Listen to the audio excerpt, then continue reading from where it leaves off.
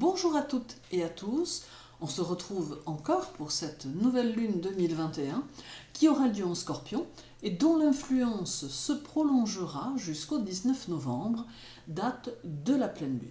Dans l'intervalle, il y aura également le premier quartier qui, lui, aura lieu le 11 en Verseau, signe d'air. N'oubliez pas également de consulter l'horoscope hebdomadaire ainsi que vos horoscopes mensuels qui peuvent également vous donner des tendances à venir.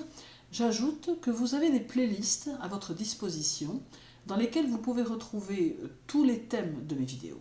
Pour cette nouvelle lune, je vais faire ici une généralité et je vous laisse le soin de l'adapter à votre propre sphère de vie.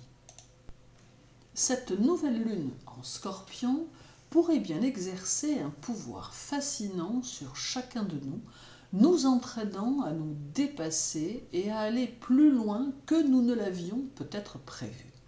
Son impact sera différent sur chacun d'entre nous, mais elle nous apportera de grandes remises en question desquelles devrait jaillir un renouveau.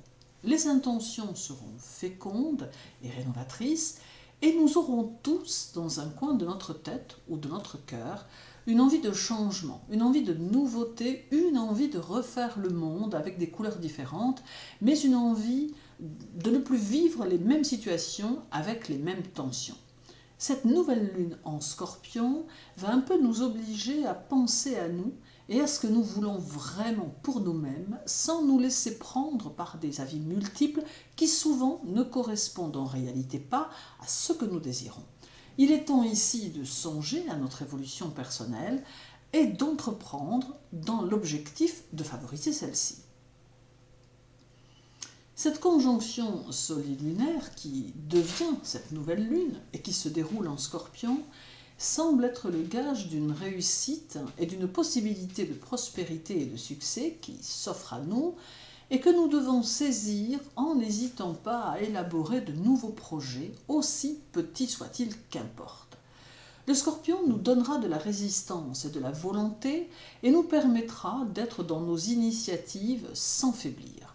Le Soleil nous permettra une mise en vedette de nos actions, nous donnant une certaine facilité avec notre vie sociale qui pourra devenir plus riche et plus intéressante. Durant cette phase de la Lune, nous parviendrons facilement à nous adapter aux situations et aux différents milieux que nous rencontrerons et nous aurons tendance à devenir plus actifs mais aussi plus réactifs. Alors, bien sûr, on ne va pas se mentir, il y aura peut-être des petits moments de doute ou de morosité que nous apportera le Scorpion, mais dans l'ensemble, il faudra surtout s'arrêter sur notre motivation et notre volonté qui seront à même de déplacer des montagnes. Je ne dis pas que tout va être facile, bien évidemment, car il faut rester lucide dans cette société plutôt borderline. Néanmoins, il est de notre intérêt de ne pas baisser les bras et de continuer à échafauder nos plans d'avenir et continuer à construire pas à pas notre évolution et par le fait notre futur sans nous mettre de limites. La Lune sera conjointe à Mars, d'où une puissance de croissance personnelle élevée et des énergies créatrices et émotionnelles qui auront tendance à déborder du cadre d'une façon ou d'une autre, et c'est ici très prometteur, très constructif. Peut-être serait-ce ici une petite pointe de bonheur qui s'illumine dans la nuit et qui nous donne des élans puissants d'entrepreneurs ou d'entrepreneuses, des envies de devenir le propre fondateur ou la propre fondatrice de notre destin, animé par nos envies, par nos passions, et capable de prendre quelques risques si le besoin s'en faisait sentir. Le Soleil sera aussi opposé à Uranus, et c'est ici une petite mise en garde contre nos idées irréalisables qu'il faut prendre en considération, d'où une réflexion nécessaire pour chacun de nos actes, des précautions utiles pour rester dans le concret, mais néanmoins, Uranus va nous apporter cette petite touche d'originalité qui donnera à nos projets leur particularité, pouvant ainsi surprendre et par le fait intéresser. Cette opposition encourage les actions audacieuses et concrètes et peut tout à fait s'inscrire dans un contexte socio-professionnel fait de renouveau et de transformation. La Lune sera également opposée à Uranus et carrée à Saturne, ce qui, j'en conviens, peut paraître effrayant, mais seulement dans la mesure où l'on veut se limiter dans ses propres actions.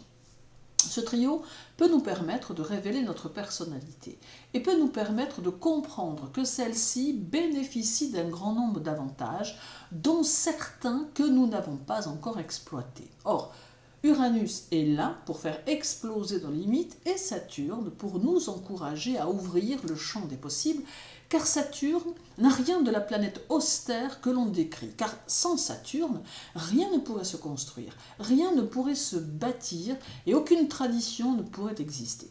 Saturne est et sera toujours le fondement des choses, la première pierre que l'on pose et sur laquelle on peut ériger ses projets.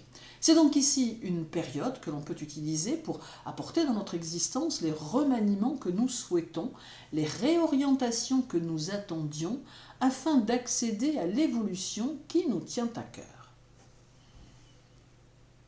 Pour les scorpions, les poissons et les cancers, cette nouvelle lune sera plus féconde, plus intense, et elle va vous permettre de trouver au fond de votre être une sorte de renaissance que vous pourrez mettre en place pour 2022.